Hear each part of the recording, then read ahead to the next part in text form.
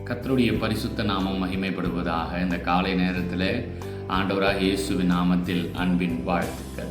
2 தீமோத்தேயு 2ஆம் அதிகாரம் 13வது வசனத்தில், நாம் உண்மையில்லாதவர்களாய் இருந்தாலும் அவர் உண்மையுள்ளவராய் இருக்கிறார், அவர் தம்மைத்தாம் மறுதலிக்க மாட்டார். நம்முடைய தேவன் உண்மையுள்ளவர். நமக்கு அவர் நன்மை செய்வதில், நம்மை பாதுகாப்பதில், நம்மை நேசிப்பதில், நமக்கு கொடுப்பதில், நம்மை ஆதரிப்பதில் அவர் உண்மையுள்ளவர்.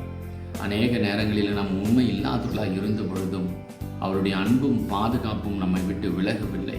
காரணம், அவர் தம்மைத்தாம் மறுதலிக்க மாட்டார். அதாவது, ஒரு வேளை நம்மை அவர் விட்டு விட்டால் அவர் அவரையே மறுதலிப்பதற்கு சமமாம். காரணம், நமக்குள் அவர் வாசமாயிருக்கிறார். அதனால் ஒரு சில நேரங்களில் நாம் உண்மை இல்லாதவர்களாக இருந்தாலும் அவர் நமக்கு உண்மையுள்ளவராக இருக்கிறாராம். எத்தனை அன்புள்ள தேவன்! இந்த தேவன் உங்களோடு இருக்கிறார். ஒரு நாளும் கைவிட மாட்டார். தைரியமாக இருங்க. கர்த்தர் நல்லவர். இயேசுவின் நாமத்தில் ஆமென்.